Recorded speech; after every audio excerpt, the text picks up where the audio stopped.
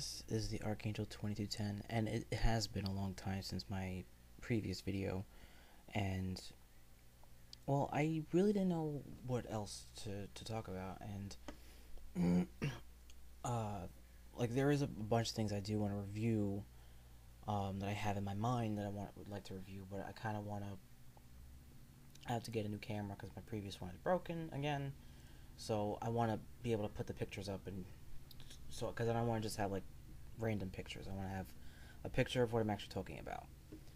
Now, the reason why I have a picture of Wonder Woman, because I'm actually going to be talking about Wonder Woman for a little bit. I know I'm kind of repeating myself. And, feminism in general, because I kind of feel like it's a little lost in translation, I should say. Okay.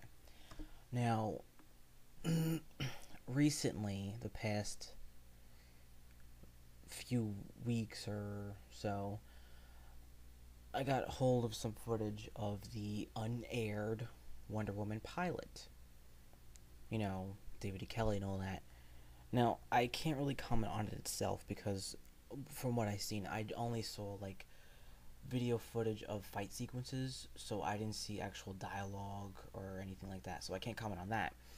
But from what I've seen, it seemed okay, and there were sequences where she wore the shorts, so they were probably throughout the series it would have been back and forth, her wearing the shorts and her wearing the pants. But which, okay, I could kind of deal with, but in general, the armor still looked plastic. It still looked like chintzy plastic one, and she was using the lasso like it was a lariat, like she was using like it would wrap around their neck, and it was like a whip almost, which I really didn't like. But from what I heard from fans that have actually seen the pilot, Rapport Fest, who has actually commented on it, and from what I heard, wow, the writing was really bad for the pilot. Like, in general, it sounded like Wonder Woman was pretty much out of character and not really, like, they didn't know what to do with it.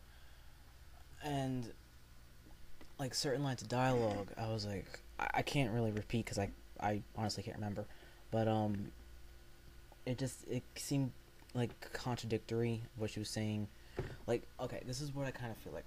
People kind of feel what, when they don't understand feminism, they kind of put it in these categories. There's the Xena category, where it's this strong, uber strong, superior warrior character that doesn't give a damn about anyone else around her besides other women, which is not exactly correct. And then there is the, like, type of skimpy dressed type of using her feminine wiles to kind of get what she wants type of thing. And then, and then I'm gonna fight it as well. It's like, that's not exactly it either. One writer I truly feel understands feminism, Joss Whedon. My personal opinion from what I've read and seen. Now, Joss Whedon, interestingly enough, he actually almost had the Wonder Woman movie for the silver screen. He had a script and he had sketches and he had everything. But same old song, conflict of interest or creative differences. There we go.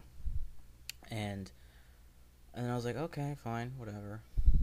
And then I just, it just occurred to me, with it being a TV show, I was thinking, why didn't no one call Joss Whedon to do the television series of Wonder Woman? How come no one came to that conclusion? Because Joss Whedon, he done Buffy, Angel, and Firefly, which people may or may not remember. I personally am not that familiar with it, but I know it's a Joss Whedon show.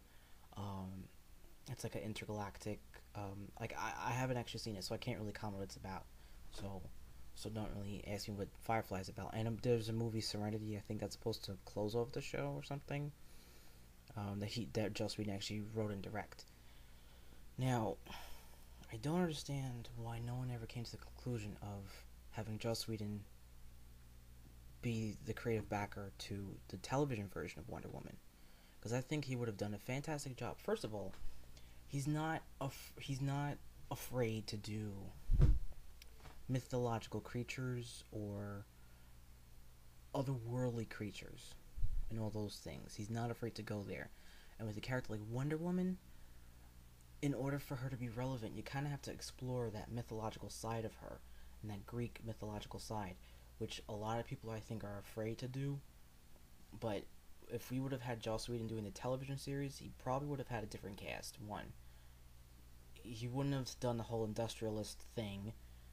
He would have focused heavily on Paradise Island, on Ares, Circe. We would have probably seen stuff like Pandora's Box. We would have seen different types of Greek myths popping up.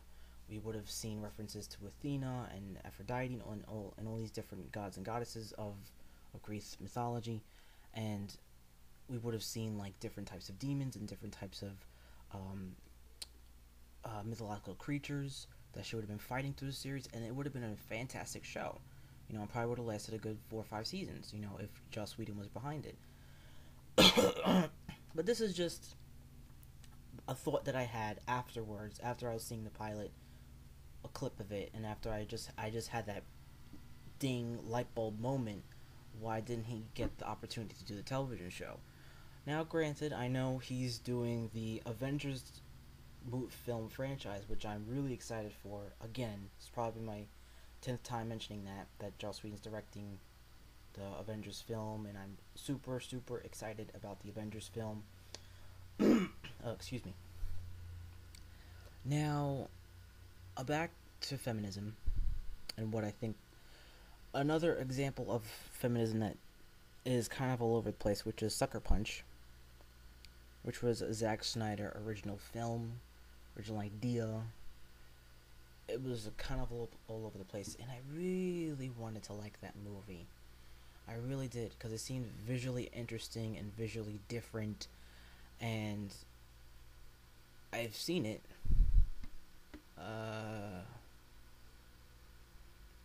Not the story is a little choppy, and the thing is, a lot of things were not explained in the film. If anything was explained, you know what? If I really think about it, a lot of visual effects, very little dialogue in Sucker Punch. So, if you were interested in watching the film, I suggest renting it. Possibly at the library. That way it's free. If you're still interested in buying it, go ahead. But keep in mind, movies nowadays are anywhere from $25 to $35. You know, depending if it's basic DVD or Blu-ray copy. So, I would really suggest renting it first, because you may have to watch it a couple times to really fully understand what's going on between the whole thing. I'll probably do a review of it, a full video review of it, to really give you the emphasis of what happened in that film, because you do need a whole video to really talk about it. It's kind of confusing.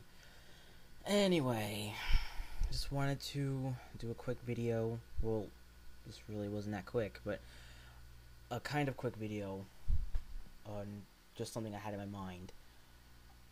Just an idea, like, now what do you think if Joss Whedon would have had the Wonder Woman television series instead of David E. Kelly? Do you think it would have been a good idea? Do you think it would have been the same? What are your thoughts on that? Of Joss Whedon, if he would have had the Wonder Woman pilot? Write your comments below what you think.